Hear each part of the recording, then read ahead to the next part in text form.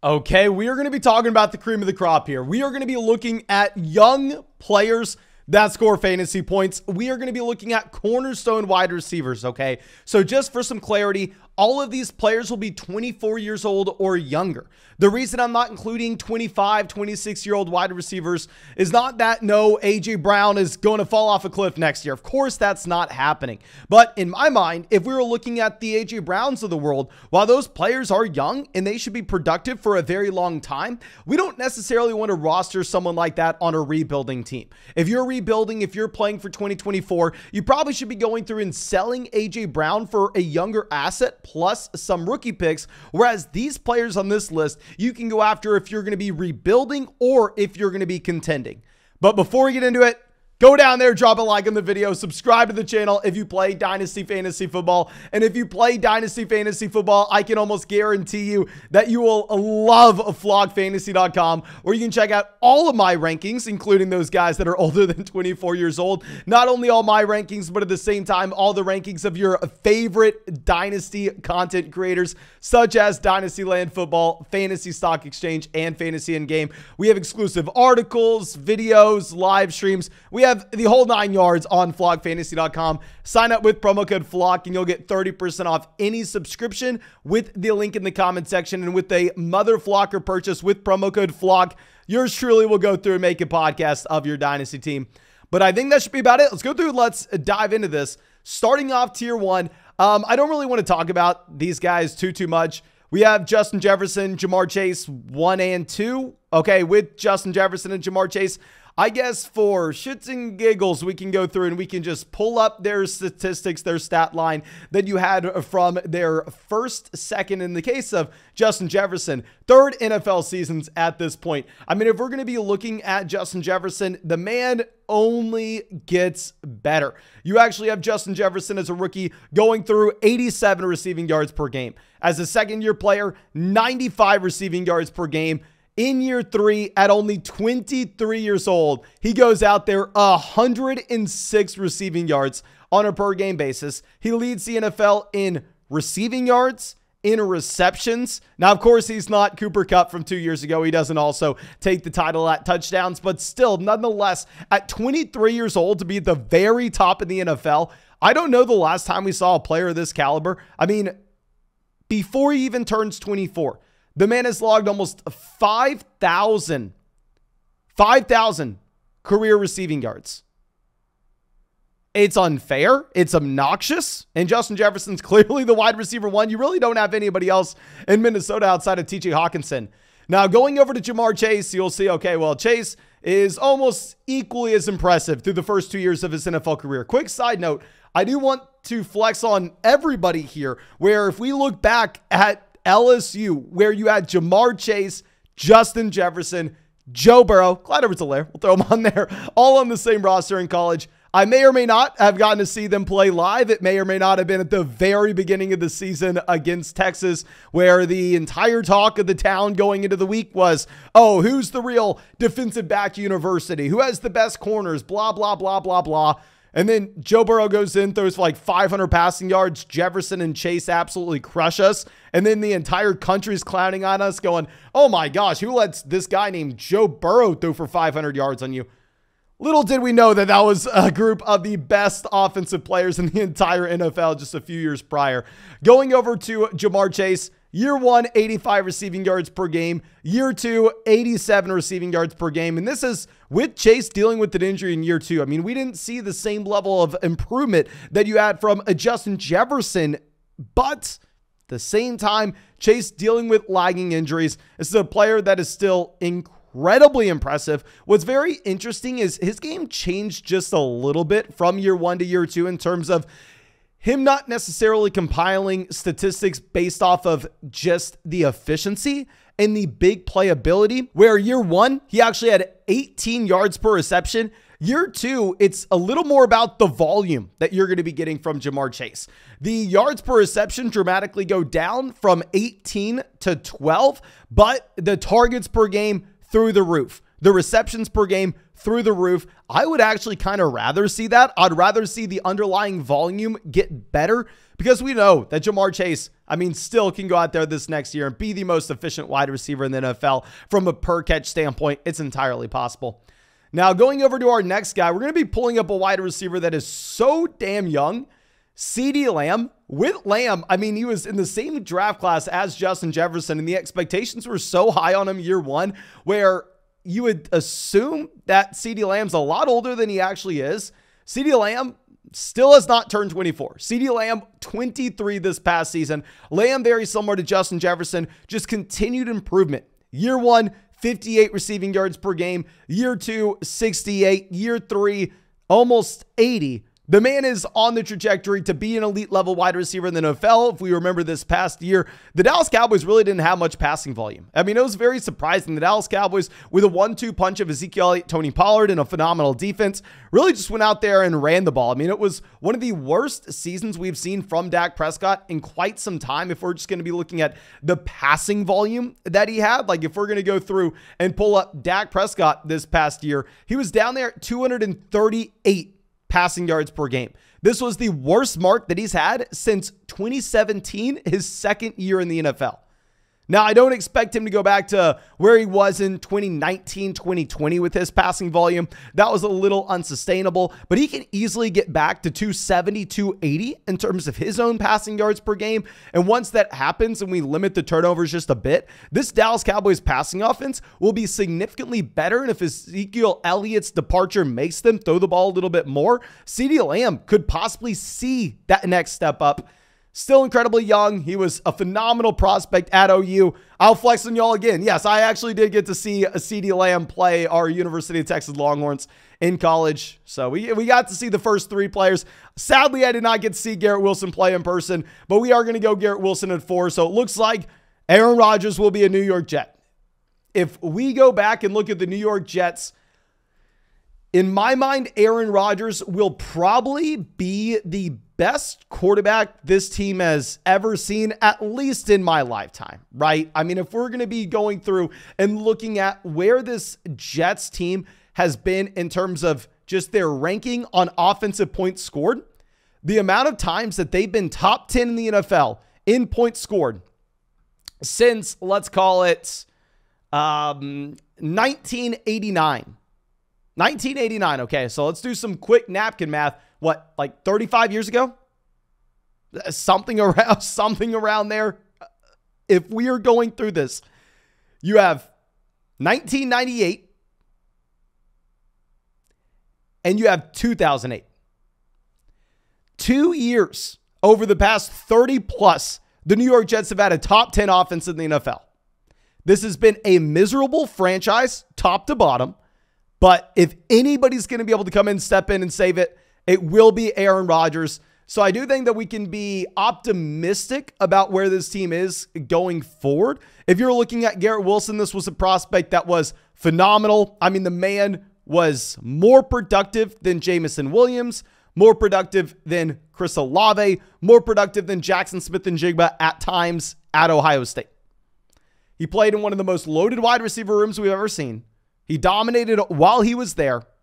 There's not really much more you can be asking for a prospect. He comes in year one, has a phenomenal year. If we're going to be going through and looking at the Jets in its entirety, it was a very bad offense where you had 9 games played from Zach Wilson, 4 games started from Joe Flacco, 4 games started from Mike White. You had a total of 237 passing yards per game. Yet, despite all this, you have Garrett Wilson coming out. Garrett Wilson having 1,100 total receiving yards year one. Garrett Wilson, 65 receiving yards per game. The man is an incredible talent.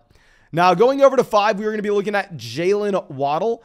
With Waddle, it's a very interesting situation, right? Because we really don't know how he gets much better than where he just was. I don't necessarily think that we can assume that you just have some massive fall back down to earth season from Tyreek Hill. Tyreek Hill was right at the very top of the league in receiving yards this past year. Tyreek Hill was phenomenal. At the same time, I don't necessarily think that a lot of people are baking in just a ton of improvement from Tua. I do think that Tua playing an entire season will dramatically help Jaylen Waddle here. But I feel like last year was close-ish to his ceiling. Like, it's hard to see Jaylen Waddle turning into a top 5 wide receiver in points per game this upcoming season, even though Waddle was my most drafted player at the wide receiver position last year in best ball leagues. But at the same time, even though his ceiling may be a little bit capped with Tyreek Hill hit there, his floor is incredibly high. I mean, I really like what we have with Waddle, the talent, and the man was phenomenal this past season. Now, going over to 6, we are going to have a Monroe St. Brown. And with St. Brown, I am not going to lie. If you wanted to have him at 4, if you wanted to have him at 5, I'm completely fine with it. That's the reason we make these as tier lists, okay? So you can go through, you can rank these guys in whatever order inside the tiers that you want. If we're going to be pulling up a Monroe St. Brown, this is a wide receiver that dealt with injuries this past season. I mean, just a nagging injury. He was able to play through it, but still, I think that if he was able to stay fully healthy, you would have seen even a bigger season from Monroe St. Brown, where he came out. I mean, he had a 72 receiving yards per game. I know some people are going to be a little concerned about what you may be finding when you have Jameson Williams coming on in year 2. To be honest, I'm not really worried about Jameson Williams. I think that Jameson Williams will be one of the very, very rare players that actually helps the other wide receivers in his offense from a fantasy football standpoint. Because I personally do not expect Jameson Williams to score a ton of fantasy points, to draw a ton of targets. In my mind, I think Jameson Williams will be a great real-life addition to this Detroit Lions offense, where he'll be able to stretch NFL defenses and give Monroe St. Brown more space underneath to operate. And we have to remember, TJ Hawkinson's gone as well. Hawkinson would have been that other player over the middle that Jared Goff could have looked for. So I actually really like what we have from Monroe St. Brown. And the more that I think about this, the more that I talk about it, the more I kind of want to say he should be up there with above Jaylen Waddle at 5. Now, going over to our next guy, we're going to be looking at Chris Olave, 7. With Olave, phenomenal prospect. With Olave, I am not a big Derek Carr fan, but I will be fair in saying that Derek Carr will definitely be better than the quarterback play he had a year ago. Like I said, I don't necessarily think that Derek Carr is good, but I definitely do think he's better than Andy Dalton / Taysom Hill / Jameis Winston. So this will be the best play at the quarterback position Chris Olave has had in his entire NFL career and his rookie season. I mean, the man was phenomenal. The man dominated from a target share perspective. And we have some in-depth numbers coming out in a video very soon about Chris Olave's dominance. You can actually find that as an article right now on flogfantasy.com. Now, going over to our next guy, we're going to be looking at T. Higgins at 8. With T. Higgins, yes, you're kind of capped by Jamar Chase being in the same offense, but still, this is an offense that concentrates their targets to a very few number of players. With T. Higgins, you had, I mean, a lot of craziness this past.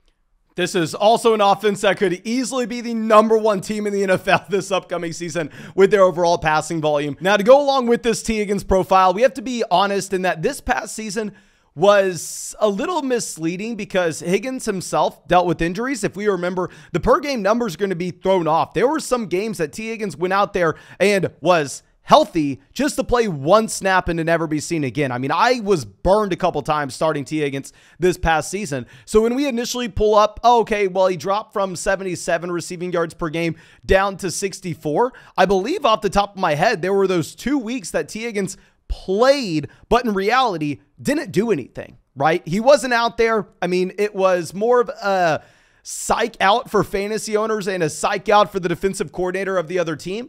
So if we remove those 2 games where he didn't really play and instead just go through and look at the 1,029 receiving yards he had, divide that by 14, in reality, you were sitting at about 73, 74 receiving yards on a per game basis, which is almost right in line with what you had the year prior in 2021. Higgins is a phenomenal player. It looks like the Cincinnati Bengals are going to do everything they can to pair Higgins, Chase, and Burrow all together for the long term. And yeah, I mean, I think you have a very safe player with a lot of short-term upside and a lot of long-term value. Now, going down to our next guy in this tier, we're going to be looking at Devonta Smith. with Devonta Smith, I mean, this is a player that's a little bit older than you would initially assume. Obviously, he was in the draft class after CeeDee Lamb. He was in the draft class after T. Higgins, after Justin Jefferson. But still at the same time, he stayed all 4 years at Alabama, so he's actually the same age as those other players. With Smith this past year, it was phenomenal. We had him in a ton of leagues from a redraft perspective. So I'm happy that we were able to make some serious money off Devonta Smith, but I don't necessarily want to go all in on Smith this season because A, the price is significantly higher than it was. And B, if we are looking at this Philadelphia Eagles offense, while yes, this team was elite, and while yes, this team will be very good this upcoming season, in my mind, I don't necessarily want to say that the Eagles are going to be as good as what they just were. This is a team that essentially tied for the NFL lead in overall points scored with the Kansas City Chiefs. So yeah, I'm not saying the Eagles are going to be a bad offense next year, but I don't think they're going to be better than they were. And I think you're going to have more target competition for Devonta Smith specifically because if we're going to go through and pull up the top receivers in this offense, you have A.J. Brown, obviously, Smith, obviously, and then Dallas Goedert. And we have to remember, Dallas Goedert is a very capable receiving tight end. And if we are looking at the games that Devonta Smith played with and without Dallas Goedert, Smith was significantly better from a fantasy football standpoint in games that Goedert did not play in. Goedert missed 5 games this past season. So now, if we are going to project Goedert to be a healthy player this upcoming year, where it's difficult for the Eagles to be a better offense than what they just were, I don't know. I think we could see a little regression for Devonta Smith going into year 3. I'm not saying he's going to be bad by any means. We clearly have him as a top 10 wide receiver, just explaining why we have him behind Olave and behind T. Higgins.